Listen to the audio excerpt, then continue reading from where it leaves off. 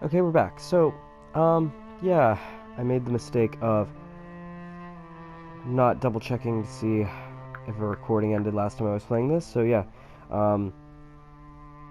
just to sum up what might have been missed, we got some loyalty quests out of the way and improved upon, which is something. It's modeled after the Digimon Tamers Alright, I'm gonna go ahead and turn on the Digimon retrospective again. logo, so the links to that are pinned to the top of the comments, and also you can look at my little store shelf at the bottom of this YouTube video. So anyways, enjoy.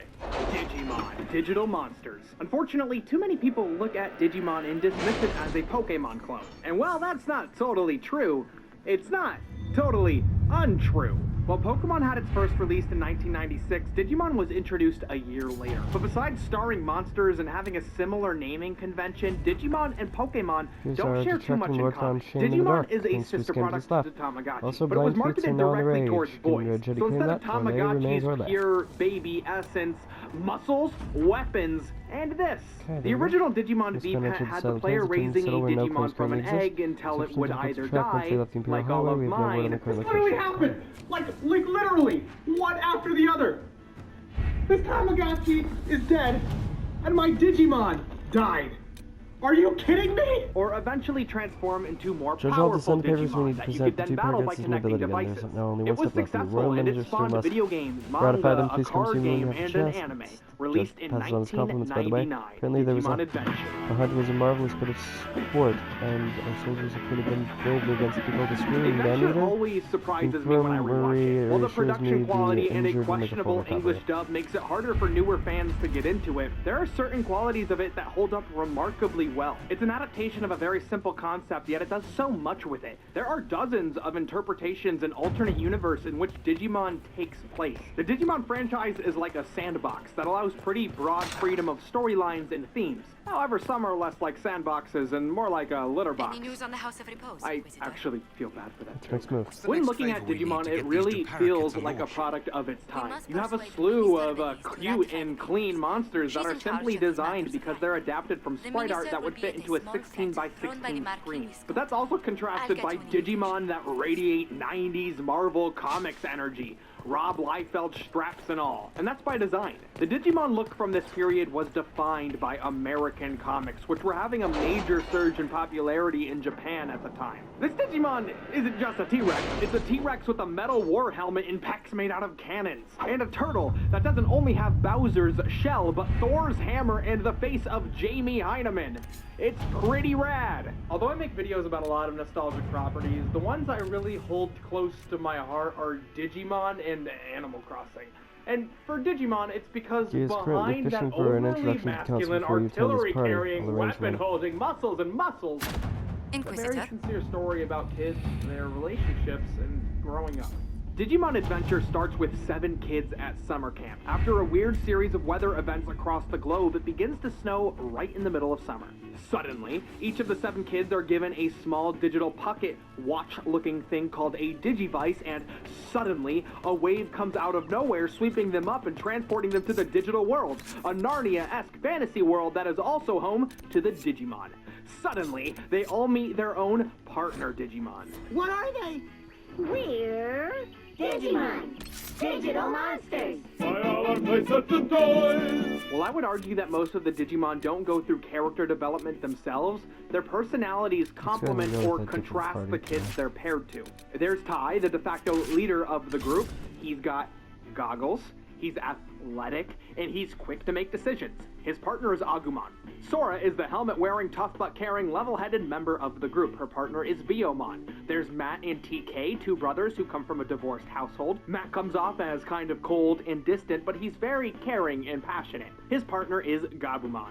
TK is the little kid of the group. He's very excitable, but often is getting into situations where he can't protect himself because his Digimon Patamon can't digivolve to stronger forms as soon as the others. Patamon and TK kind of go back and forth between guiding each other and having to be guided by the other. We're on the outskirts it's really of quite Sarnia. cute. Izzy is the techie big dork big brains of the group.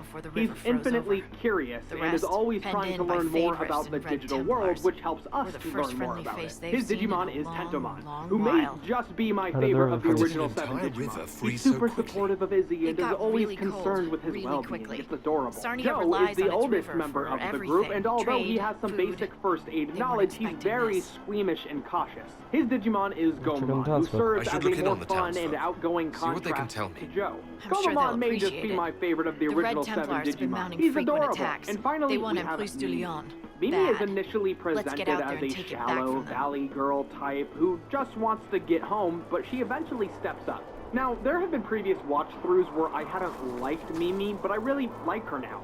She's great. She never grows out of her love for fashion or shopping or whatever, but she's still very useful. I like her because many of those qualities are usually associated with a mean girl type character and are seen as negative. However, these are just her interests, and they don't impede on her ability to be useful. Her Digimon is Palmon, who out of the other Digimon is closest to resembling the personality of the partner. I love the Digimon cast.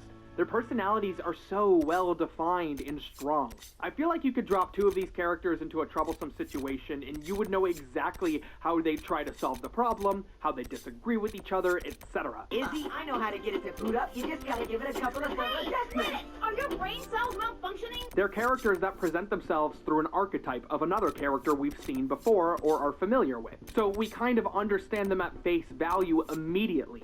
It's inviting. But as the series progresses, our idea of that kind of character deepens and evolves. The first few episodes of the show are very light on plot, but it takes time to introduce us to the characters and to the world. It begins with a kind of formula. Each episode features a Digimon attacking the group, and one of the kids gets put into danger, so their partner has to temporarily transform into a more powerful level to protect them from either a bad Digimon or a good Digimon infected by a black gear, which makes them more violent. While the Digimon have 6 stages they can reach, they usually remain in their third form, their base form. While the Digimon have different names in different stages, I'll only be referring to them as their base form to avoid confusion, and I'll be referring to the Digimon characters as their English names, because I'm an English speaker. Therefore, most people watching this video speak English and probably grew up with the English dub. And I know this is a controversial opinion, but I value clear communication over, flexing my Digimon knowledge to the 10 of you who will stare. So I understand if you want to refer to characters as their original names, but please, if you really, really need to hear Chi and Tail and Yam blank O, if those extra syllables really mean that much more to you, please go elsewhere. Or rage comment down below. Michel de Chavannes at your service, Your Worship. A few episodes I in, saw it's the revealed a Inquisition's banners from Digimon afar. named Never Devimon expected to controls see the the Black herald of Gear, Andraste and himself. he's planning to defeat the children for some reason. That's sign pretty of evil. trouble at the Devimon moment. separates all of the Michel de kids, and Chavannes. while they're trying to I find know their your way story. back to one another, You were we get to disgraced see and some of the banished from characters court for interact with treachery. each other one-on-one. There's The much more pairings than that. are great, and it But it ends continues the to same way. explore their character. My favorite things does in it matter? ensemble-based Despite storytelling all, is when I have a characters you strong wouldn't arm, expect to a interact stout heart, do. and Seeing I Izzy still and serve Mimi Ole. having to problem solve when one is an impatient airhead and the other is a socially You could serve the unaware dork Inquisition. is great. They have Don't used their try strong me. arms and Oh stout no, hearts. not you too. I appreciate Izzy, the do offer, something. Visitor. Do what? I cannot Your laptop abandon can't my do quest. everything. The highlight I for hunt this a part of demon. the series has always one been calls Matt and itself Tai Imshale, having their and alone is settled in time. Tai Suladin wants to Keep, head back to up where in they the saw hills. Devimon, and Matt wants to Imshale find is the free others, because I made him especially stay. TK. Their arguments I will see result him in fighting, destroyed. which causes Matt to Now break that the down and Inquisition is explain how here, he feels perhaps the responsible Red for Templars TK's who guard the safety, keep can be especially routed. because he feels guilty All I for not being need super is involved in his one life chance. ever since their parents got a divorce. Throughout the whole I need to show, know we're more given about glimpses Imshale. into the character's desire home demon, life, which helps to more inform cunning their than anything behavior I've in the encountered. digital world. And I While the have played world the is game. fantastical with all Imshale sorts of has roamed the land variations for of some monsters, time. the emotional If core anything, of the he would have characters are grown in grounded power. in real-life Why he is domestic here in troubles. Emprise de Personally, Lyon, the kind of however, fantasy is I anyone's gravitate guess. towards are Perhaps one he with has a gained the grounded cooperation of the Red emotional Templars, or vice reality. versa. If the emotional struggles the characters are going through What's don't in have an Suladin analog to real Red life, Templars, it's so far something as I that's can tell. very difficult to identify. Suladin is an with. elven And I fortress, truly left to believe that crumble. Digimon The finds locals a always great avoided balance. it, One character leaving it I'm the sure haunt many of younger ancient viewers elven gravitated spirits. towards is TK. While Digimon You know are where the evolving demon left is. and right and Why all wait? over the place, I am but TK's one Digimon man. Patamon just Celadine can't. Keep is This guarded makes by TK Red feel Templars. useless, and Padamon's While I would evolution happily is give my teased life pretty for this, explicitly. I would There's not even give an it in episode vain. where you think they're finally going to evolve, beginning a transformation sequence and everything. But it's just a tease. It's edging, even. When the kids finally get back together, they're told about their destiny by Leomon, a very good-looking, rugged lion man. Mon. They claim they're the truly destined, chosen children brought to the digital world to protect them from evil. The Digivice links the child to their Digimon, giving it the power to Digivolve. And that's pretty neat. They determine the best chance to get home is to fulfill their destiny and defeat Devimon, and Devimon is like, no. And right when everyone has had a good and embarrassing butt kicking, release. Patamon digivolves to Angemon. I want to take him home with me. I'm sure plenty of people do. Angemon beats Devimon by using all of its energy and reverting back to a Digi-Egg. Although Digimon don't die, they need to restore themselves after death. And my Digimon died! This shows TK is just as useful, and maybe even more so than the others, despite being just a little guy. And also, despite his Digimon now needing to take time to reincarnate, meaning once again, he may be just as useless. I'm sorry, buddy.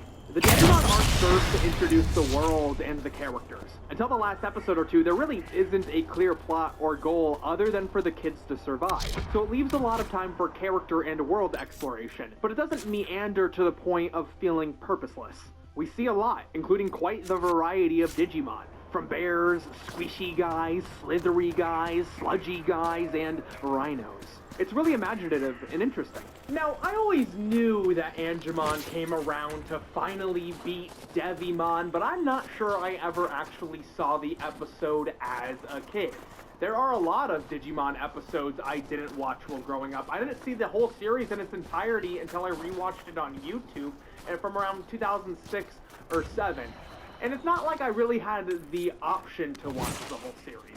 In North America, we got 5 volumes of Digimon Adventure on VHS, with the first 3 being sequential, and the next 2 being climaxes to later arcs. The first 3 volumes almost completes the first story arc, but is 4 episodes short. However, there was a really rare DVD release in 2002 that had the first 13 episodes on it. There wasn't a proper home video release or even an official streaming release until 2012. And even that release just featured broadcast tape quality episodes with TV ratings either still present or just blurred out in the corners. The original Japanese version was available on streaming platforms a few years ago, but it was taken down, and Funimation, who apparently owned the rights to it, haven't done anything with it since.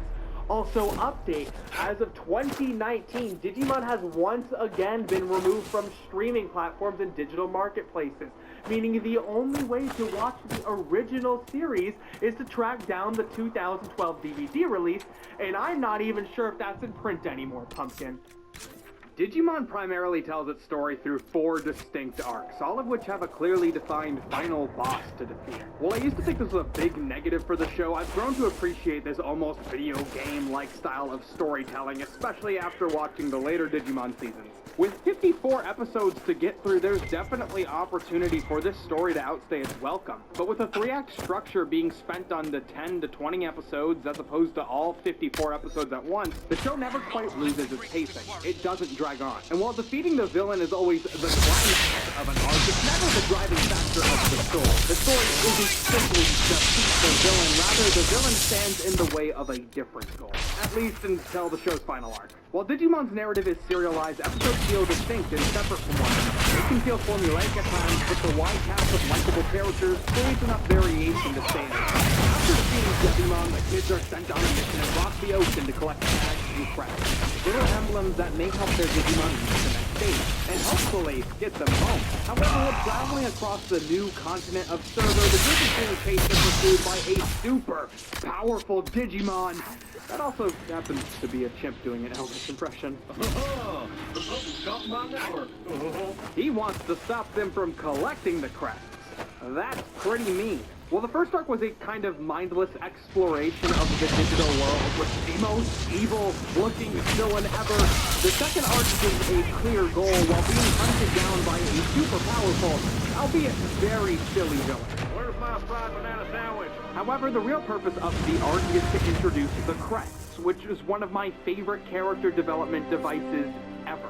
The crests remain a prominent part of the story through pretty much the rest of the series. While the crests enable the Digimon to digivolve to their 5th stage, it's also tied to a particular value or trait that each kid exemplifies, whether they directly realize it or not. Courage, friendship, sincerity, knowledge, hope, love, and faith, or reliability if you're watching the English dub. While Digimon would digivolve to the champion level if their partner was in danger, the next stage is only reached if they are able to discover or uphold their particular value in a difficult scenario. So while they all find their crests rather easily, activating them is another issue entirely. At one point, Tai tries to force his crest of courage to activate by throwing himself into danger, but this just corrupts it, causing Agumon to transform into a spooky, scary, evil, skeleton, monster mash Digimon who goes on a rampage. You gotta have that rampage scene. However, it activates truly for the first time during a much more intimate moment. Tai briefly convinces himself the digital world is like a video game and has no consequences. However, he learns the danger in the digital world is real and suddenly becomes really fearful when he has to put his life in danger to protect his friend. It's not during a big fight. He just has to cross through a safe point in an electrical fence. But the point is he's here to do so. When he builds up the courage to do it, his crest activates and Agumon digivolves into the highest tech animation in the business. Whoa! I love the crest. It's not just reaching a new form and getting more powerful, it's a reflection of how the kids are growing as people. Often when shows have power-ups and transformations, they can seem like a cop-out or an easy way to defeat a powerful villain. But having the kids have to earn it really helps to justify what may have been seen as a deus ex machina in a similar scenario. It's really clever, and I like it. After the fight, Tai accidentally opens a rift in the Digi-Time Continuum and ends up returning home alone. You gotta have that mid-series return home episode. This episode kind of serves as an intermission. It's very odd. No time has passed. It's still the same day from when they left, and nobody is home except for Tai's sister, Kari. This episode always feels off to me. And that's clearly intentional. The colors are subdued, no one seems to be noticing the giant Digimon attacking famous landmarks on TV, and Tai's sister has this creepy demeanor to her, and that's aided by the fact she mysteriously knows who Agumon is. Now, a few years ago, this episode's director Mamoru Hosoda, who is one of Digimon's most influential creative voices, gave an interview comparing Tai and Kari's relationship in this episode to that of a married couple, with Agumon being this new younger girl, taking away Tai's attention from Kari. Now, many people took this quote to mean that Tai and Kari had an incestuous relationship. However, I and many others don't. Please, don't make me believe that not seeing incest is a controversial opinion. This episode just feels off. It's completely different than anything else in the entire season, and I think Hosoda wanted Kari and Tai to have a strange and uncomfortable dynamic to make Tai's return to the human world seem off and uncomfortable. Something's wrong, and it's not that two pre-conceived siblings are romantic. Tai eventually receives a distress call from the digital world and has to make the hard decision to return to the digital world. I've rewatched this episode randomly outside of full series viewing. It's melancholy, and I feel like this episode's off tone makes it one of the highlights of the entire series. It's just a different flavor, and it explicitly introduces a series-long arc.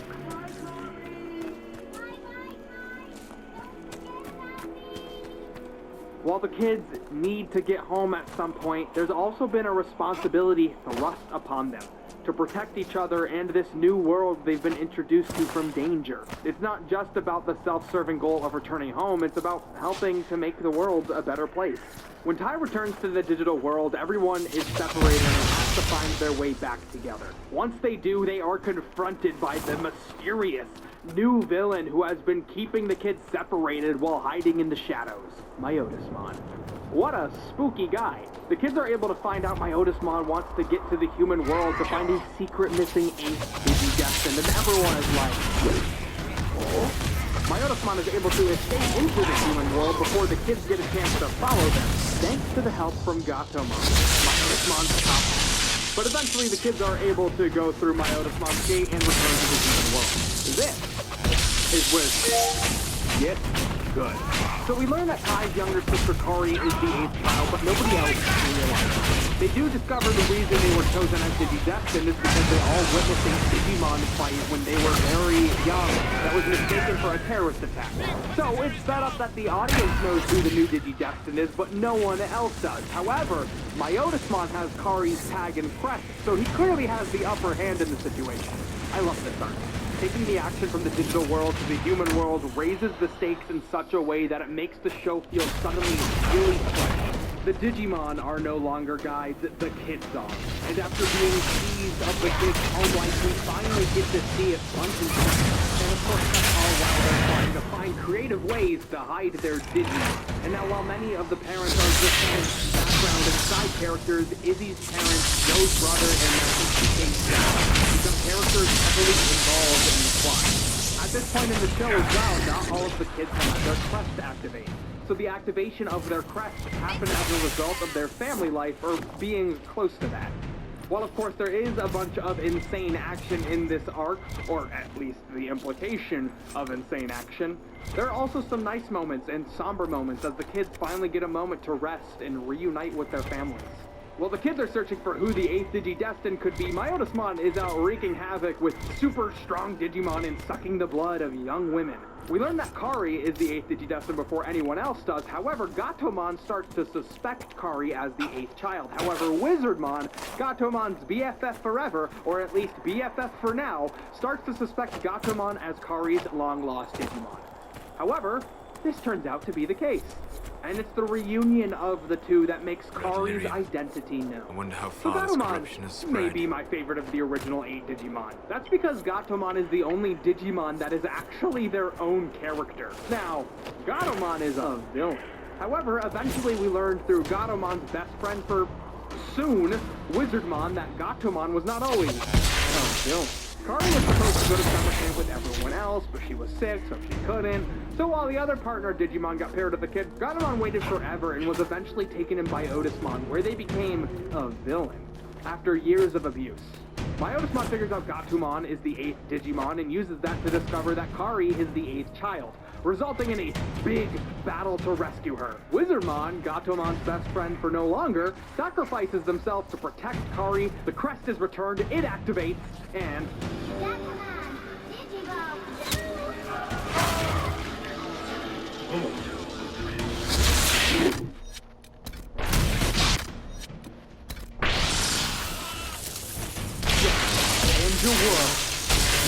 So anyways, Andrew Wood defeats Myotismon, but he reforms into a big strong form, and luckily, Kai and Matt unlock their Digimon's final form, or I guess this isn't even their final form, to defeat the super strong Myotismon.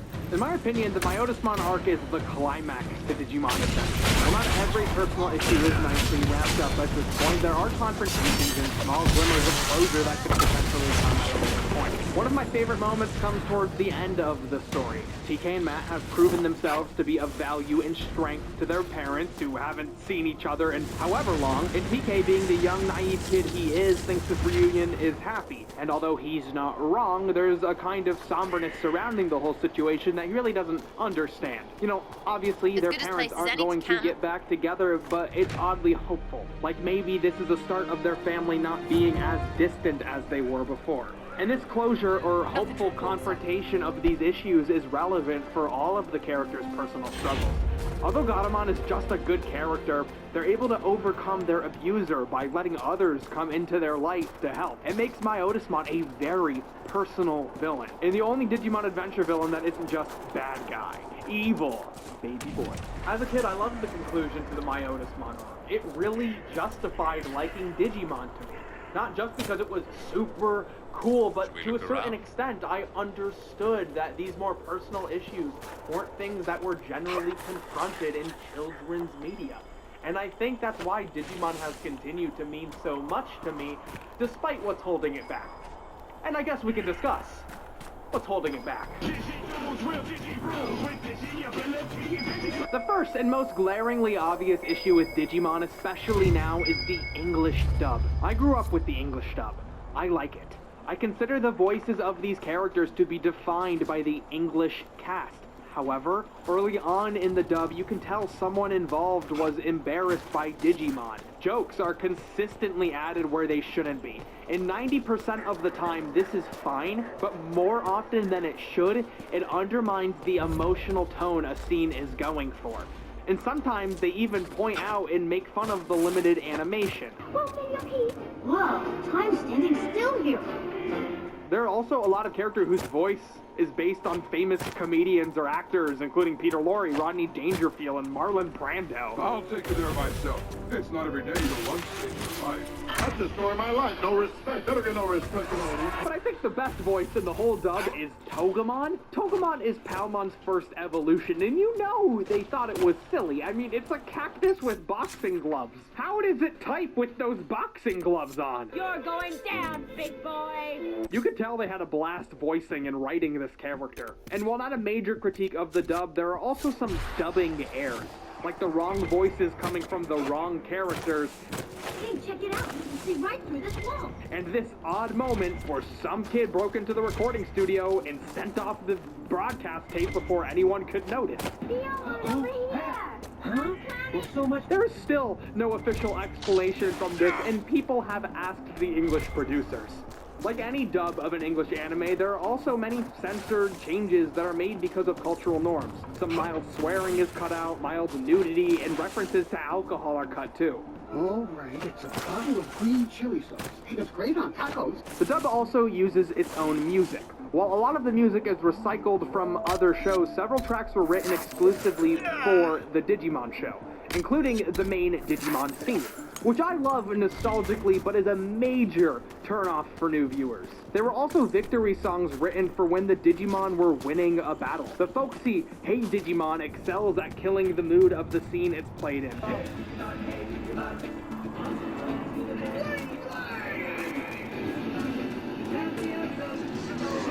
But nothing is as bad as the Digimon.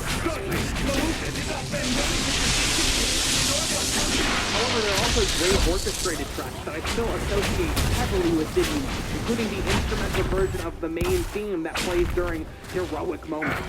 However, what's lost in return are two of my favorite anime songs, the awesome guitar-ripping song that plays during evolution sequences, and Butterfly, which I can say may be one of the best anime opening songs ever. While there are many questionable changes made in the English dub, the dub was not handled by 4Kids. So many things you would expect to be cut out aren't. There are a lot of mature themes and concepts that are fortunately kept in, including references to the number of the beats. Said and what I did, same difference to me. That's so metal, and mention of terrorist attacks. But this Our was people can before sometimes feel 9/11. the rhythm of the Furthermore, language, all references to despite the lacking story taking vocabulary. place in Japan are kept in. Know what While else I is would good? definitely recommend mean newcomers things? track down Like the these. original Japanese version, I do Words. think the English dub is forgivable because it makes an effort to respect the material, eventually. Matt's dad? Are you smoking? Not in my Christian English dub. Of course, the second thing that Digimon back today is the production quality. Although there are some great shots in Digimon that are animated well and the transformation sequences are phenomenal, the vast majority of action is very simple, with still frames being motion cleaned, attack animations being recycled over and over, and sometimes the same shot repeating. Matt, where are you going? Also, the evolution sequences often take a huge chunks of the episode, but fortunately they will speed them up often, split the evolutions occasionally in order to keep up the pace of action sequences. And occasionally there are whole episodes where characters are just off-model. It's very odd. After defeating Myotismon, a rift between the digital and human world opens up in the sky, and the kids learn they have to travel back to the digital world to finish off the final bad guys, the Dark Masters. 4 full-level Digimon that once wreaked havoc across the land, but were defeated by the group of original Digidestin. Just a side note, this one frame inspired so much curiosity as a kid. Like, they gave no more details other than just mentioning them. While I liked the Dark Master's storyline, it's definitely a classic last battle kind of story. Their strength is tested, their relationships are tested, and their roles within the group are tested. Throughout this entire arc, everything has changed. The Digimon they all met along the way are dying all around them, and the source of reincarnation for Digimon has been put on pause, meaning the stakes are higher than ever. It's a pretty tense arc, and there are some great character moments, but I think the purpose is to just give the kids one final test to show how much they've grown. And while there is certainly continued character development, some lore development, and more, it's really about the kids taking responsibility just because they have the power to do so. There are some highlights like the return of Leomon, just to have him die. You gotta have that Leomon death. I also like how the other kids don't take a backseat here. There's a massive power gap between them, Tai, and Matt, which is something that definitely becomes a huge problem in later seasons. But fortunately, they don't take a backseat. The final Dark Master is defeated when TK's crest finally activates after a whole series to forget that it hadn't already. A big fun final battle follows that's just what you'd expect from a large ensemble action piece. But now, the first time the angel came out of nowhere to save the day, it's like, that's pretty great. He's pretty handsome too. The second time the angel came out of nowhere to save the day was like, that's pretty great. She's pretty handsome too. But then the third time the angel comes out of nowhere to save the day, it's like, that's pretty repetitive, regardless of how handsome you are. The first two were punctuation for a character arc, and here it's finally the activation of TK's crest, but it seems like it was only withheld to have this cool reveal. However, the Dark Masters aren't the final villain. There's another final villain, the evil Apocalypse. That's pretty scary, but they beat him too. Pretty good. The celebration for their victory is short-lived. The series ends very suddenly, and it comes as a shock to the audience and to the characters. The gate between the worlds are closing, and without much time, they have to say goodbye to their Digimon. It's really sad to see them say goodbye, but it's not a depressing ending. They'll see each other again someday, and we know they're ending their adventure as more complete people than when they started. Digimon Adventure has remained one of my favorite pieces of childhood media. It's a story that is very silly at times, and the issues surrounding it are not insignificant enough to ignore. But this is a story that succeeds in spite of pretty glaring flaws. That's because the character work is very good. Even though it's surrounded by silly concepts, crazy monsters, and edgy try-hard 2000s character design, the good qualities are able to shine through in spite of it. I mean, as long as what they're trying to shine through is not the show's biggest flaw, which is... That's why there's no end to it. Cullen will want to know about this. The next video is a review of the first Digimon movie. Now, if you hear me say a number throughout this entire video, that means I am covering one of the movies, and the number is just signifying which movie it is. Number 1, Digimon Adventure, released in 1999. This film was released as a part of a Toei Film Festival, which aimed to preview upcoming Toei projects. It was directed by Mamoru Hosoda, who would later go on to direct some highly critically acclaimed films, including The Girl Who Leapt Through Time and The Boy and the Beast. Although the film serves as a preview for Digimon Adventure, within the series itself, it actually ends up playing a pretty important role in the plot. Also, side note, I am going to be using the English names just because I think it's what my audience will be most familiar with. One day, Kari and her older brother Tai receive a special egg through a computer screen. It hatches the fun and energetic Koromon, who, as the movie progresses, grows into larger forms. At one point, Koromon escapes with Kari, and Tai has to chase after them. Eventually, a much larger egg comes from the sky and hatches a giant parrot Digimon. Koromon grows one last time to defeat it before disappearing. In the Digimon movie, I always loved this segment, but while watching the original version, it's clear a lot of the tone and style is lost. It's mysterious, it's slow building, and when the final battle hits, it's exciting and terrifying. I mean, this shot wasn't in the English dub. I love giant monster films, and although Digimon always features giant monsters, it never truly feels kaiju. But in this, the low angles, property destruction, and human perspective really makes it feel like a proper Godzilla-mon film. Even the final fire blast from Greymon feels like Godzilla's atomic breath. I also love how much like small children Kari and Tai are. Although they are kids in the anime, it's definitely an anime protagonist kind of kid. They're small, but they're just as intelligent as a young adult. But here, they're little kids, totally helpful. It's fun and exciting and definitely worth that 20-minute time. Number 2, Children's War Game, or our War Game as the posters and most wiki articles call it. This film was also directed by Mamoru Hosoda. It has a 40-minute runtime and was released on March 4th, 2000 as a part of the same festival which showcased Digimon Adventure. March 4th is also when the film takes place. What a neat and fun fact. This film. Let us out! Wow. I truthfully think Our War game may be the crown jewel of all the Digimon films and maybe even of Digimon itself. Well, not as a standalone work, but as a part of the Digimon Adventure series. Taking place over spring break the year after the kids get back from the digital world, a Digimon has invaded the internet and begins tampering with computer systems around the globe.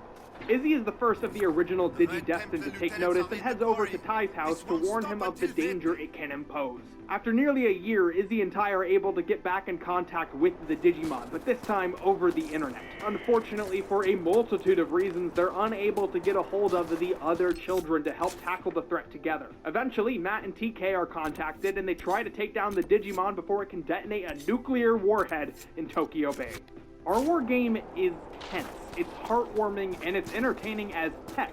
What makes it interesting is the logistical challenge between accessing the internet in the early 2000s and a fight against a strong enemy. If it were just one of these things, it'd be fine, but it's the combination of two which makes it cool. I really like it in action scenes when there's multiple things to worry about. It's not just a fight, there's something else going on as well. When Ty and Izzy are having trouble contacting people, have their internet connection go out, or Matt and TK can't find the computer connected to the internet, it helps make the action relatable because everyone with an internet connection has run into similar issues in trying to do a much more mundane task, like sending an important email or submitting an assignment. Even the solutions the characters find to these problems feel real, like the satellite cell phone, the voicemail tag, etc. Also, because we feel for the characters already, when War Greymon and Metal Garurumon have their butt kicked, it's pretty hard to take. If this were a standalone film, I don't think that would be the case, but that's the benefit of working with established characters. You can do mostly plot-driven stuff because the audience is already sold on the characters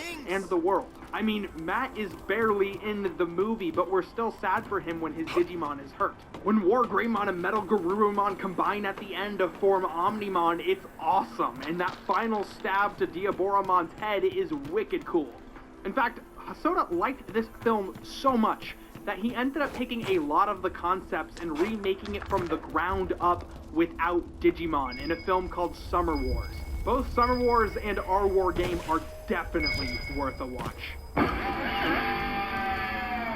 Digimon. On the surface, it's a Pokemon clone, but once you dive deeper, you discover it's actually a Tamagotchi clone. But for boys, Digimon's style was influenced by cool things like Marvel Comics, but I think they took a little too much influence from Rob Liefeld. Look at this dinosaur with pecs. The concept is simple enough. You have digital pets, digital monsters, Digimon. As you raise them, you take care of them, and they transform into bigger Digimon.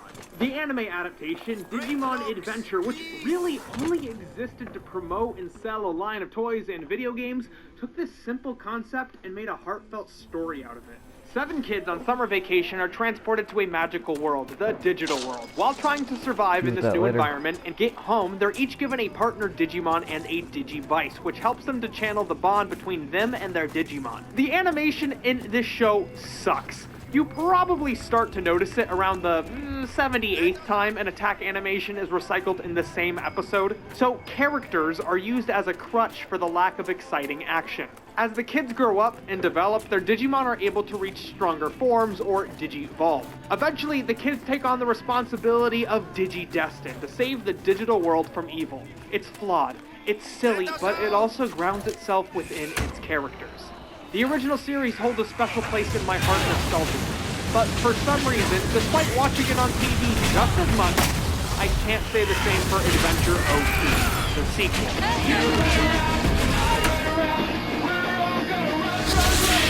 I think it's because there weren't as many home video releases, so maybe not having access to it all the time resulted in less of a connection. It's weird because as a kid, I remember liking 02 significantly more than the original. But that's probably just because the main Digimon was blue, and my favorite color was blue. My critiquing skills haven't grown up that much.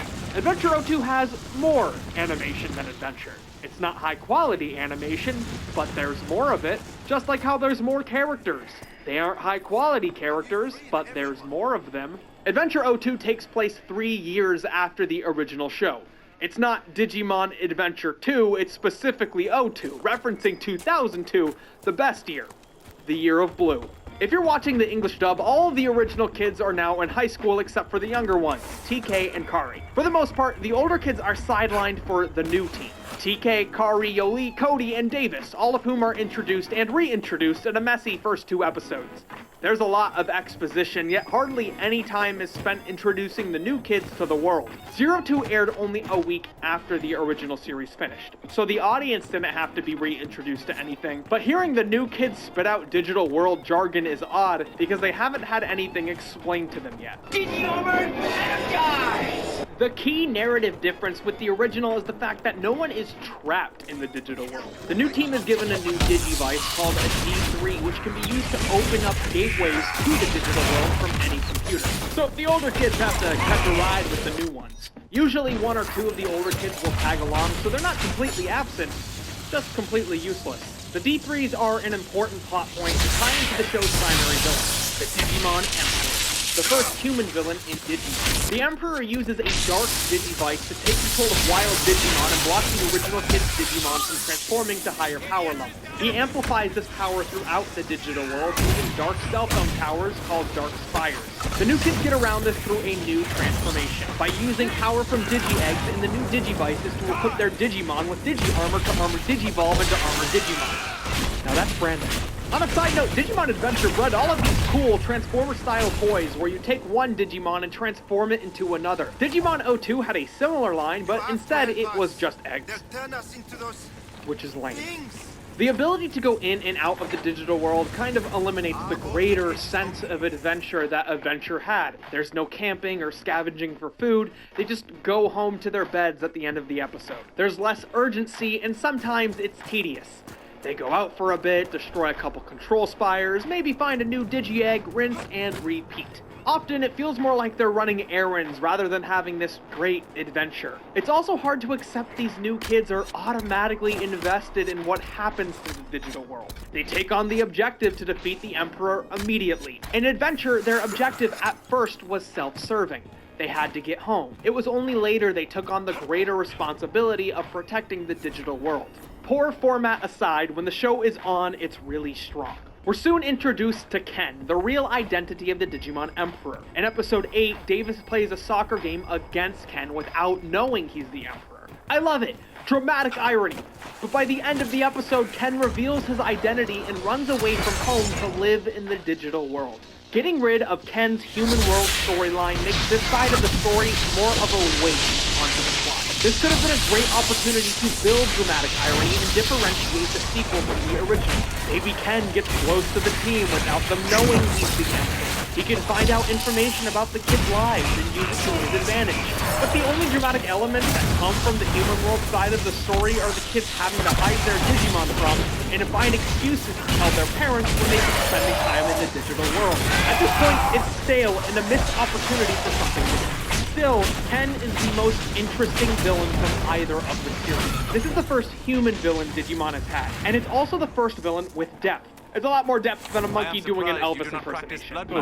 I mean, he kicks a puppy. Ken's partner Digimon Wormmon tries to act as Ken's conscience, and we get a sense that Ken hasn't always been the puppy-kicking type. He's messing around with the darkness of the digital world, which is something he really doesn't understand. When he tries to make his own Digimon, he ends up stealing data from Devimon, the first villain from the original series, and a bit of a sore spot for TK. TK's Digimon died in a battle with Devimon. Digimon get reborn, so don't worry about that. So seeing Ken screw with Devimon is the turning point. It's one thing when Thor Turtle Jamie Heinemannmon attacks the magic vampire, but it's another feeling entirely when two kids are punching each other in the face. When you can't think of anything to say, do you always resort to fighting? I guess. The scene where TK confronts Ken is so tonally different from any other part of the show, but that's why it works. No other villain in Digimon has ever doubted themselves. They're cartoon villains, unable to question their moral alignment. But Ken is human and able to change. And when I say change, I don't just mean the kitty cat turning into a scantily clad angel whose figure now costs $4,000, I mean character development. Ken getting his ass kicked and losing his Digimon opens his eyes to all the dumb shit he's done. We learn Ken hasn't always kicked puppies, but his turn to darkness began through his grieving, after his older brother was hit by a car and died.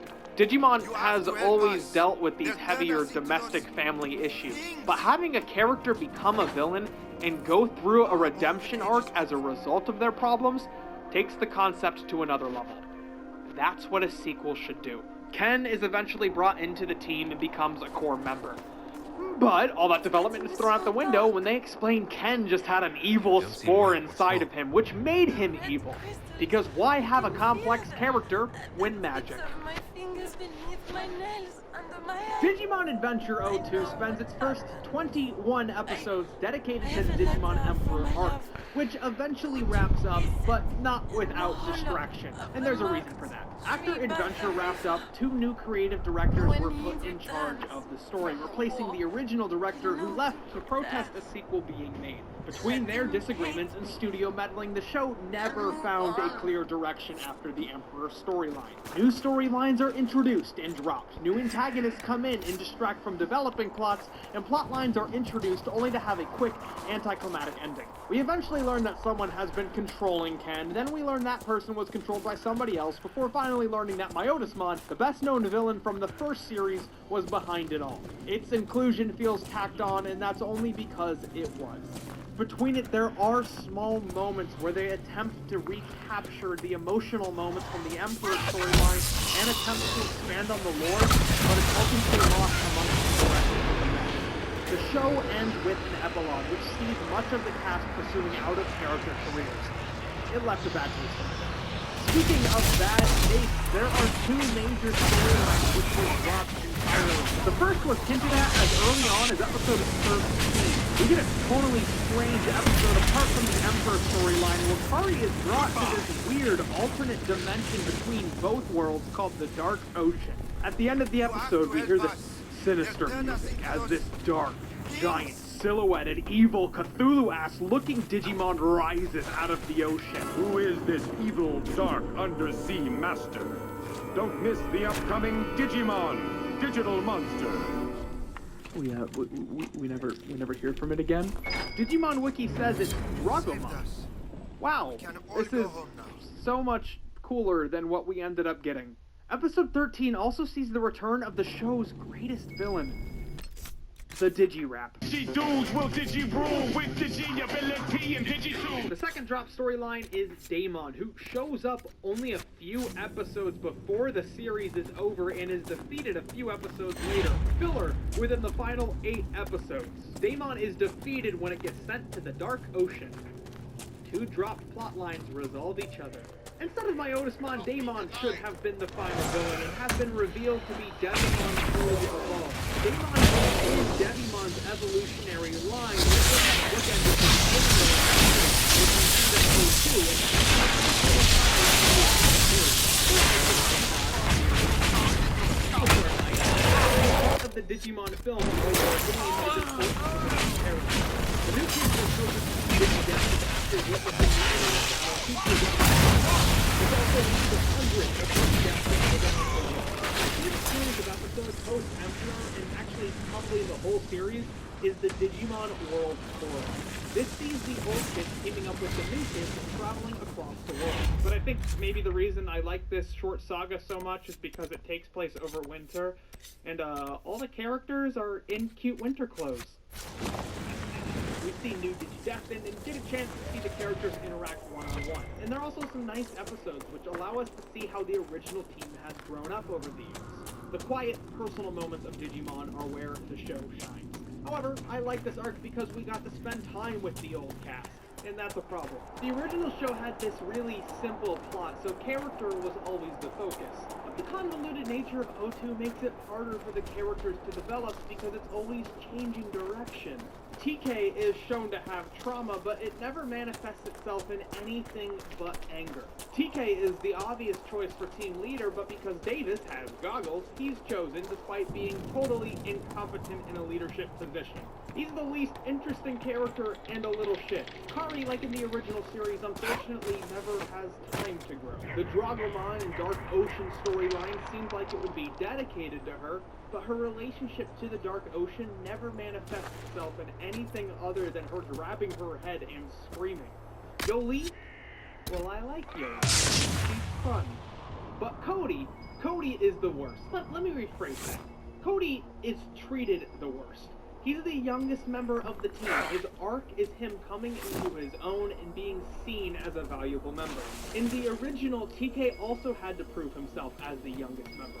But the difference is the reason why they had to do so. TK's brother, Matt, was overprotective of him in Adventure, but everyone in O2, the characters we're supposed to like, are just totally dismissive of Cody. So his arc requires everyone else to be a jerk. Ken is the only character who's fleshed out, and everyone else's development has to do with their relationship to him. In Adventure, the kids were given crests, representing a trait they best exemplified: courage, friendship, love, etc., which tied directly with their Digimon getting stronger. The Digimon transforming was really symbolic of their own growth. However, in O2, most of the transformations are tied to the Digi-Egg, so most transformations are earned through finding an object instead of character growth. However, to continue to make the old team completely useless, it's revealed that they gave up their crests to protect the digital world in their absence. This creates a few tiny, massive plot holes, but that's just nitpicking. So let's not really get into that. I mean, I don't mind when they make an exception to the rule. The new kids get around this by DNA digivolving, which sees two of their Digimon combining into one. This should be tied into a big character moment, but it actually helps create a big character moment. When Ken and the team are still unsure about working together, Ken and Davis's Digimon come together to form Pyildramon. It's only then that they start to consider the possibility of Ken joining the team. Pyildramon should have only been possible after they all forgave Ken. It would have symbolized their coming together. Even later, DNA Digimon feel underwhelming and unearned. It's just a result of the other kids deciding it's time to let their Digimon come together. As for the new Digimon, they serve the same purpose as they did in the original series. They're either character complements or character contrasts for the human characters, which works a lot better than having them be their own unique characters. The new Digimon are Armadillomon, a Western armadillo, Hawkmon, a hawk, and Vmon, whose English voice sounds like Sid from Ice Age. A note from Samson about spreading red lyria. Human boys act sort of weird. Digimon is known for its odd English dub, and the dub is as dumb as ever. The actors do a good job, but moments in between drama and action have bad jokes stuffed inside them. Most of them miss, but some actually had me laughing out loud. Then how does the story of the birds and the bees go? Later, Davis. Now's not the time. Huh? What do you guys want to play? How about strip time, huh? Unlike the original series dub, dramatic moments are allowed to play out without added humor, but the choice in sound effects will often be used to undermine the violence. It's going to win! One thing Digimon has always been good about were references to Japan being in, which is unusual for an English dub, especially for a children's show. The show isn't afraid to call a donut a rice ball. So I made you some rice balls for your trip. These donuts are great. I don't mind the dub so much this time around because the show is a lot more tedious. This plot with a serious tone would just be boring. There are a lot more pop-punk songs featured in the dub, all of which are on the Digimon movie soundtrack, which would be the greatest film soundtrack in history if it were not for the Digirap. Of course. And here's a little side note. On the official TV rating samples, I wouldn't be surprised if the same version of the English dub but all Blu-rays and the Japanese dub, all of which have great quality, but it's doubtful that there would ever be of the English dub. Digimon has developed the new characters aren't nearly as strong as and they're still putting screen time with the cast who always steal my attention when they're on screen. I don't hate the new characters. I enjoy watching them interact with the whole cast and, Ken, but the show would have worked a lot better if more focus was put onto them or if they were just introducing Ken as a new character. This is a show based on characters, and when the new characters don't add anything, that's a problem. Digimon Adventure has an ongoing sequel film series called Digimon Adventure Tri, and within the first few minutes of the first film, we learn the new characters introduced in 02 have been defeated and are nowhere to be seen. The older kids don't seem to miss them very much, and much of the audience doesn't either. If Digimon Tri continues after its 6-movie run, I'd like to see them return, but it's not something I'm disappointed about.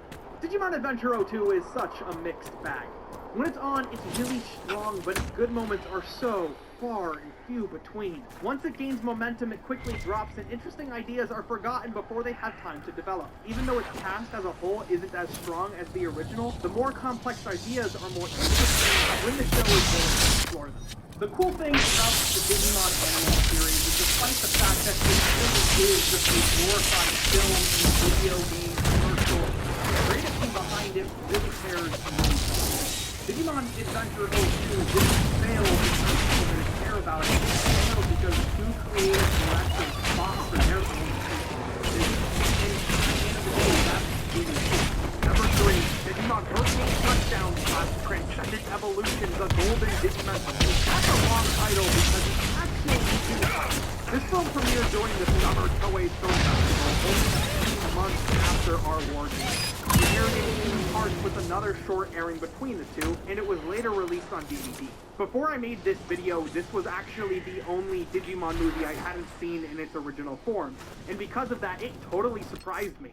It's pretty good. While visiting Mimi in America, TK and Kari come across a boy named Willis who's tracking down an evil Digimon. Mimi, along with the other original Digidestined, are captured. The rest of the 02 gang, Davis, Yoli, and Cody, get word of this and travel to America to help TK and Kari rescue the original Digidestined. Once there, the gang meet up with Willis and his Digimon, Terriermon, as they head to Summer Memory, a spot where Willis, Terriermon, and his twin Kokomon, the original form of the evil Wendigomon, originally met. At some point, Kokomon was struck with a type of virus and turned evil. It meets up with Willis years later, but is unable to recognize it. So he starts kidnapping all the other characters with the same Digivice and turning them younger in hopes he'll recognize them as Willis. The other kids help Willis track down Wendigomon, who gets progressively more and more removed from its original form, in hopes that they can save the other kids. While these shorts are by no means excellent, they are pretty good. In the Digimon movie, they received the worst treatment, with nearly 30 minutes being cut from the original hour runtime. What resulted were these frantic, nonsensical action pieces cut together with awkwardly paced dialogue scenes.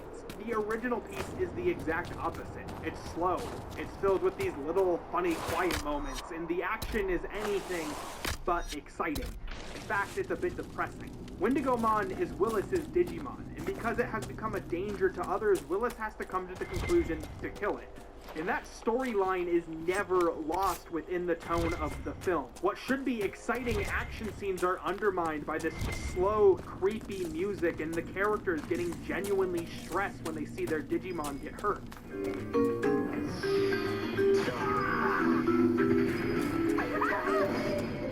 You really feel that this is a hard decision for Willis to come to. When Wendigomon is finally defeated, there's not a big triumphant attack, it just ends, almost anticlimactically. I mean, of course, there's a cool new Digivolution, and Angel-Woman shows up, which isn't related to anything, but I still enjoyed it. This wasn't what I was expecting it to be. It's a little bit of a bummer and a low-no, but if you like Digimon, I definitely recommend watching it. It's interesting to see these characters in a cleaner, constructed plot than 02. 02 is such a mess that's really easy to nitpick, and the characters are more likely to get on my nerves. But in this context, I think they work. For example, because of the more subdued tone, Davis's frantic personality works a lot better. It balances out. Also, if you look at it, it appears many of these plot points were repeated in Digimon Tri, just with the cast swapped. I mean, the original kids go missing, and due to an infection, a new member of the group has to come to the conclusion to kill their Digimon. The only difference here is the 02 kids care about finding the original Digidestined, and in Tri, they quickly forget about it. We should inform Cullen that we've taken care of Samson's Red Lyrium. I guess the difference between the 02 cast and the original cast, or the fact that the 02 cast are actually good human beings. Smile for once. Apparently. Hey, so this spot used to have my original Digimon the movie review. However, I used a lot of copyrighted music in that video, and this video kept getting copyright claimed, so I decided just to remove this segment altogether. If you want to go see my original Digimon movie review, which is very angsty and over-exaggerative, I'll post a link in the description or at the end of this video. Number 4, the Digimon movie. Okay, so I know I talked about this one in a whole 20-minute video, but I wanted to have another go at it, because it made it seem a lot worse than it actually is.